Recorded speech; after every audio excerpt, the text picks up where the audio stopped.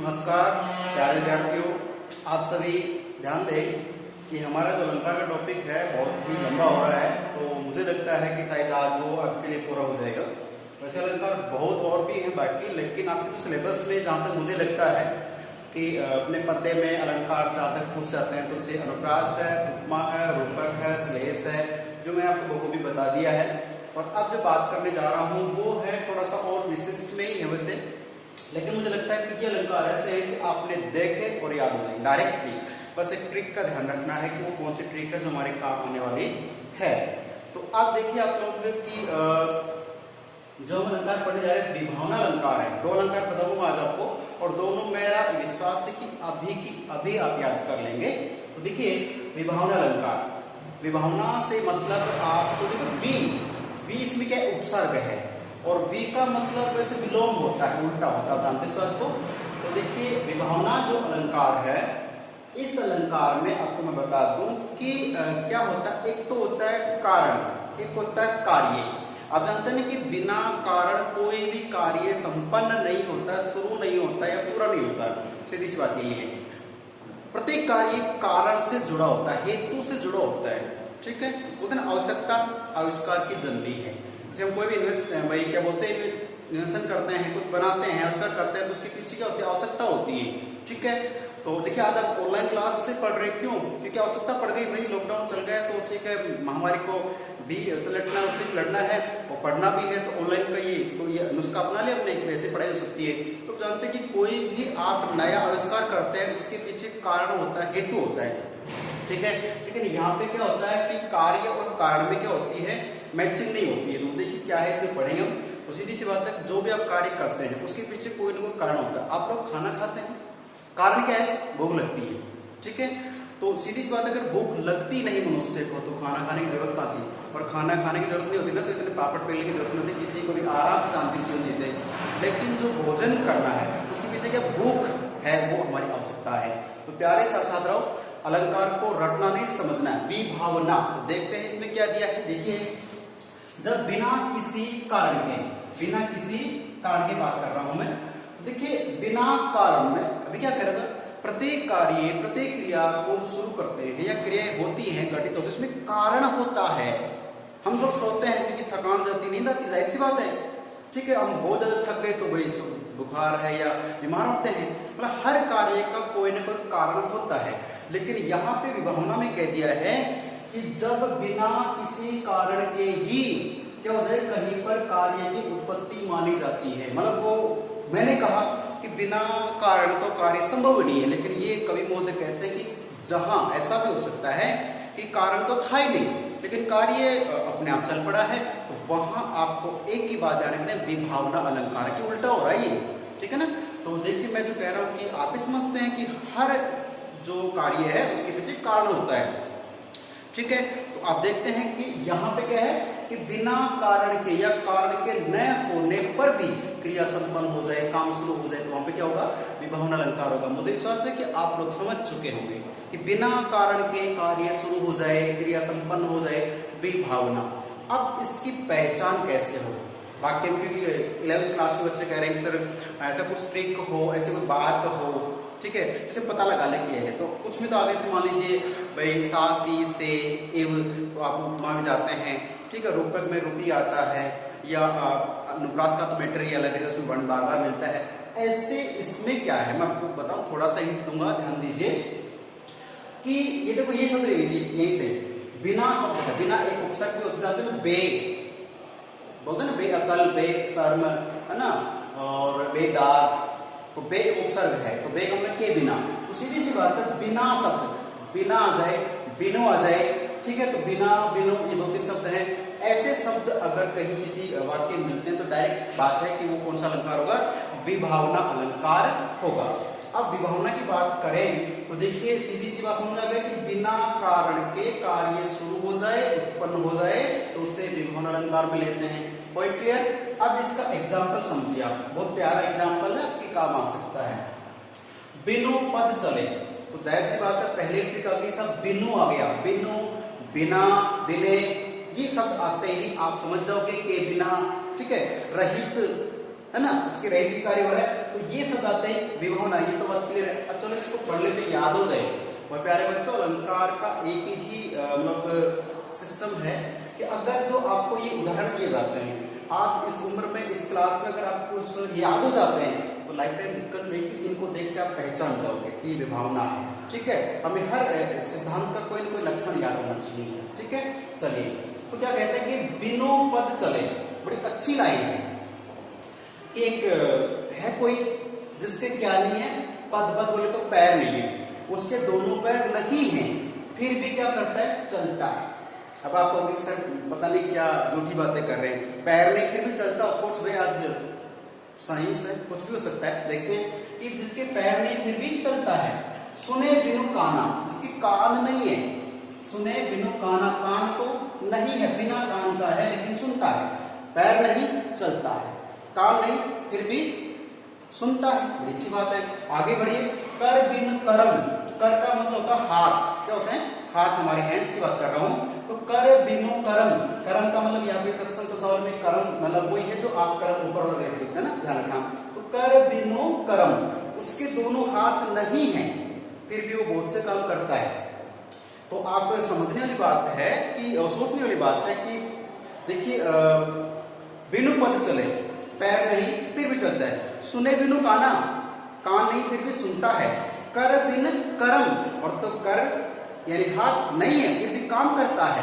तीन बात तो बड़ी दिलचस्प है। उसके बाद देखिए, कर विधि नाना, कर यानी करता है, विधि यानी बहुत से यानी कि कार्य, नाना यानी बहुत से। तो देखिए बहुत से कार्य संपन्न कर देता है, पैर नहीं चलता है, हाथ नहीं कार्य करता है, कान नहीं सुनता है। तो ऐसा जो कोई है तो वो कौन हो सकता है? अगर मैं आपको इसे एक वर्ग पहली या पहली बनाकर पूछूं तो आप मुझे लगता है आंसर ढूंढ लेंगे, क्योंकि आज के बच्चे बहुत माइंडेड हैं, कोई ना कोई तो है ये जो काम करता है। चलिए इसमें जो भी हो मैं आपको बता दूं शॉर्ट एंड स्वीट में। आजकल तो खैर डिजिटलाइजेशन का मैटर आ गया, मोबाइल से सब कुछ इस तरह चल रहा है, हम लोग चल रही बात करते हैं। एक जमाना था जब एक व्यक्ति दूसरे व्यक्ति तक अपनी भावनाओं को पहुंचाने का माध्यम किसको बनाता था? पत्र को, पत्र लेटर।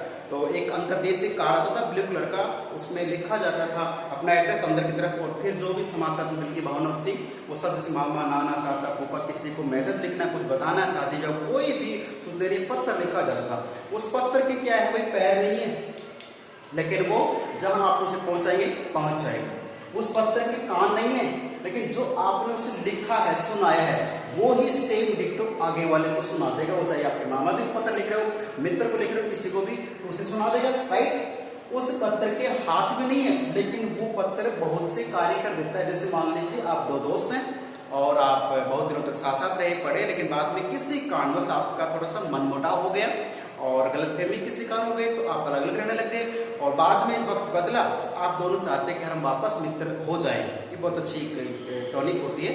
तो आप दोनों डायरेक्ट तो मिल नहीं सकते, आपको लगता है मेरी गलती नहीं तो उसकी थी, उसको लगता है यार मेरी नहीं उसकी थी, तो आप क्या करेंगे, पत्र लिख सकते हैं। तो पत्र लिख करके आप एक दूसरे को पत्र लिखे, उसने पहले लिखा, आपने उसको उत्तर दिया, आप दोनों वापस मित्र बन सकते हैं, गलत से दूर हो सकते हैं। तो ऐसे में आप दोनों के लिए इस पत्र ने बहुत से काम करती है कि नहीं है? एक पत्र से हम रिश्ते तोड़ भी सकते हैं, जोड़ भी सकते हैं, सारे काम होते हैं। तो कहने का मतलब पहले का उत्तर तो क्या होगा, पत्र जो होता है हमें लिख के देता है, उसके पैर नहीं चलता है, हाथ नहीं बहुत से काम करता है, कान नहीं है, लेकिन फिर भी वही सुनता है, वही बोलता है जो उसके मतलब उसमें लिखा होता है। तो मेरा मतलब ये था कि बिना कारण के, बिना रीजन के यदि कोई कार्य पूरा हो जाता है तो वहां पर हम लेते हैं विभावना अलंकार। ओके, नेक्स्ट असंगति। तो देखिए इसमें तो अर्थ सबसे निकल रहा है, ए को हटा दीजिए, क्या बन जाएगा, संगति। तो संगति का मतलब बॉन्डिंग, साथ, मित्रता, ये दोनों हाथ अलग अलग हैं, असंगति हो गया, दोनों को मिला दिया, संगत हो गई। तो सीधी बात है कि संगति न होना, संगति न होना असंगति हो जाता है। या फिर दूसरे अर्थ में कहें तो क्या कहेंगे, साथ साथ न रहना, ठीक है ना, वो भी क्या है, असंगति है। तो असंगति किसकी, मित्रों की, प्राणी की, वो तो आप समझते हैं, लेकिन मैं चाहता हूं कि यहाँ पे अलंकार में असंगति क्या होती है वो ध्यान से देखना है। देखिए अर्थात ये तो अर्थ बता दें कि संगति ना होना, साथ साथ ना रहना, इसी का नाम है असंगति अलंकार। अब ये कहते हैं अर्थात जहां कारण और कार्य, इसमें भी कारण कार्य हर जगह होता है, कारण और चाहिए। आप लोग पढ़ रहे हैं, क्यों पढ़ रहे हैं? क्योंकि तो कुछ बच्चे जैसे माँ बाप का बहुत से पढ़ रहे हैं, तो पढ़ते नहीं, बात तो सही है, लेकिन माँ बाप क्यों पढ़ना चाह रहे? ताकि उन्होंने अपनी जिंदगी अच्छे ढंग से जी ली है, अब वो चाहते हैं कि हमारे बच्चों को कोई दिक्कत ना आए। तो चलो नौकरी चीज अलग है, लेकिन ज्ञान तो रहे, सही अच्छे बुरे में अंतर तो कर सकते हैं। तो वो किसे है? शिक्षा अगर आपको होगी, ज्ञान अगर आपको होगा, तो आप कुछ भी कर सकते हैं, अपना भला तो कर ही सकते हैं। तो कहने को आप जो अध्ययन करते हैं, पढ़ाई करते हैं, उसके पीछे भी एक कारण होता है, तो बिना कारण कोई कार्य संपन्न नहीं होता है। तो देखिए यहाँ पे क्या है, एक तो है कारण, कि जहां पे कारण और कार्य में क्या हो, सहचारिता, मित्रता, बॉन्डिंग, सहचारिता का अभाव हो, कमी हो, ये जो कहे कि दोनों की मित्रता ना हो, वहां पे असंगति अलंकार होता है, रटना है ही नहीं। ध्यान रखना इस बात का कि जहां पे कारण और कार्य ये दोनों के बीच में क्या हो, सहचारिता, मित्रता ना हो या मित्रता का अभाव हो, तो वहां पे क्या होता है, असंगति अलंकार होता है। अब इसका एक बहुत ही प्यारा उदाहरण है जो आप आराम से सुने और समझें। वैसे देखने में थोड़ा सा अटपटा लगेगा, लेकिन अगर आप उसका भावार्थ कर लेंगे, मैं समझता हूँ बहुत ही आपको आनंद आने वाला है। जैसे देखिए, मैं मुहावरा बोल रहा हूँ, गलत वे मत लेना। मुहावरा है आंखें चार होना, आंखें चार होना। जैसे मानो मैं आपको देख रहा हूँ, मुझे देख रहे हैं, तो आंखें चार होना, तो इसके दो अर्थ लेते हैं। एक तो शाब्दिक अर्थ मुहावरे के हिसाब से लेते तो होता है प्रेम या प्यार होना, और एक दूसरा भी होता है भाई आंखें चार होना। अगर दो व्यक्ति मिलते हैं और उनकी आंखें विनम्रता के साथ में एक दूसरे को देख के आंखें हंसती हैं, गाने सुने आंखें बोलती हैं, आंखें हंसती हैं, आंखें क्या क्या करती हैं, आंखें मतलब आप बॉलीवुड के गाने सुने तो आंखें गोले मारती है ना। चलिए खैर छोड़िए। तो कहने का मतलब कि आंखें अगर विनम्रता के साथ मिल रही हैं तो रिश्ता अच्छा बनेगा। सीधी सी बात है, प्रेम प्यार होगा, चाहे वो भाइयों में हो, बहनों में हो, माँ बाप से हो, या दोस्त से या किसी अन्य से हो। लेकिन वो आंखें मान लीजिए अलग तरीका होता है। कैसे? रस की बात करेंगे कि आपकी किसी से तू या मैं हो गई, थोड़ी सी हो गई है, तो ऐसे में आंखें मिलेंगे जरूर, लेकिन देखिए मान लो किसी जगह आप अपने दोस्त की पार्टी में गए, वहां पर आपका एक ऐसा पुराना दुश्मन आ गया, तो वहां सब लोगों से आप मिल रहे हैं, अच्छे हाई हेलो कर रहे हैं, लेकिन सामने वो मिले तो देखते ही आंखें मिलती हैं। तो जैसे आपकी आंखें मिलेंगी तो प्रेम होगा क्या? नहीं, दूसरे प्रकार का प्रेम होगा। आप या तो उस पार्टी को आप छोड़ के जाने का प्रयास करेंगे या फिर उसको भेजने का प्रयास करेंगे, और अगर दोनों ही नहीं करते तो फिर तीसरा तो आप जानते हो, पहले हाथ जोड़ी, फिर माता कोड़ी या भागा दौड़ी। लाइफ में तीन तो काम है।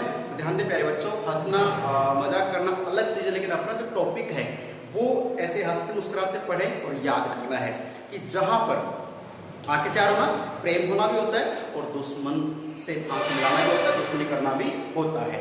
लेकिन बात ये कर रहे हैं कि जब कारण और कार्य दोनों मित्र नहीं हैं तो क्या होगा? असंगति हो जाएगी। समझ इस बात को? अब देखते हैं इस उदाहरण को जो बहुत ही प्यारा है। तो मैंने बोला कि आंखें चार होना, प्रेम होना, प्रेम का ही उदाहरण यहाँ पे लेके आपके लिए। तो ध्यान रखो कि जब मान लीजिए यहाँ पे एक नायक है प्रेमी, एक नायिका है प्रेमिका, उन दोनों का प्रेम है, और आप जानते हो कि ये जो जमाना है, संसार है, ये ऐसे प्रेम को मान्यता नहीं देता है। ये जानते हैं, बहुत सौ ने प्रैक्टिकल किया, फिर हम चाहे हीर रांझा, लैला मजनू, जूलियट वगैरह वगैरह पता नहीं क्या क्या नाम है, इनका एग्जाम्पल लेते हैं। लेकिन बात यही है कि ये जो व्यक्ति प्रेम करते हैं, नायक नायिका, ये तो कर लेते हैं, लेकिन इसके साथ में जो समस्या है वो मैं आपको एक मिनट बताता हूँ। देखिए क्या है।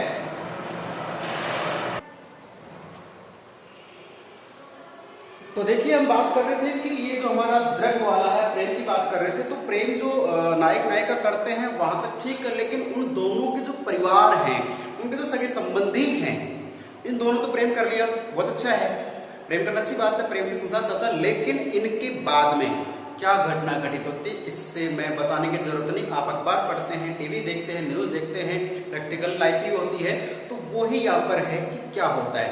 देखिए दृढ़ उर्जत, उर्जत का मतलब उलझना, दृढ़ का मतलब होते हैं आंखें, तो दृढ़ यानी आंखें, नेत्र बड़ी सुंदर होती है किसी किसी की। तो चलिए, दृढ़ उर्जत, आंखें उलझती हैं।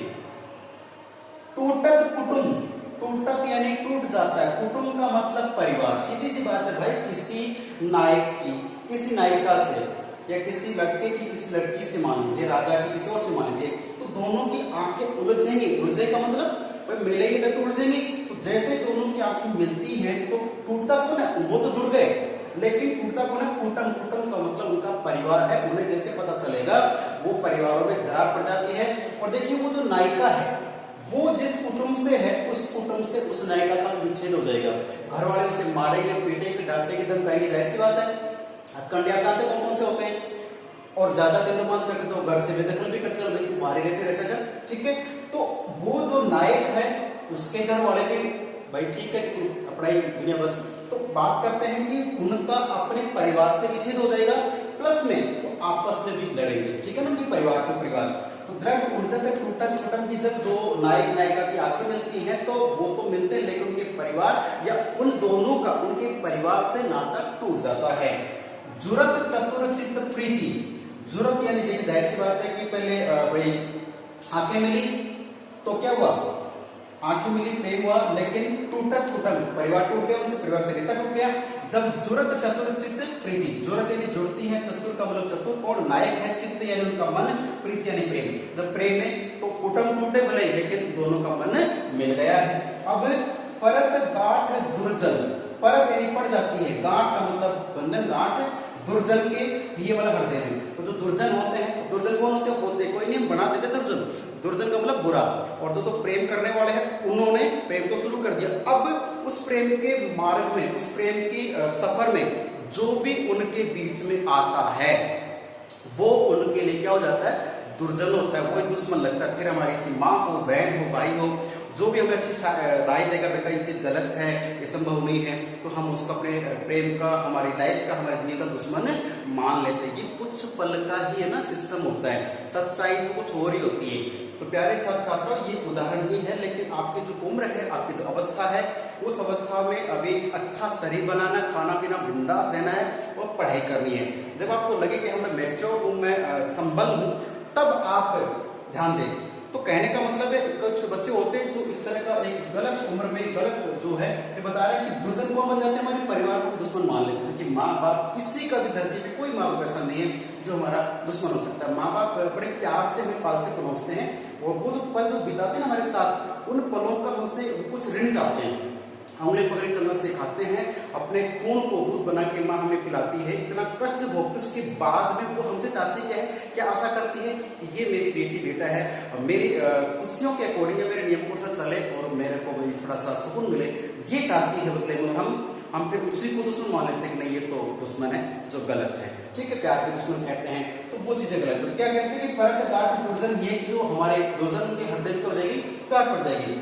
दई नई यह रीति, एक नई रीति प्रचलित हो जाती है। तो सीधी सी बात है कि जो प्रेमी है उनके में तो भाई ठीक उनका मन मिल जाएगा, लेकिन जो दुर्जन है कि जो उनके अपने हैं उनसे नाता टूट जाएगा और उनके हृदय में गांठ पड़ जाएगी।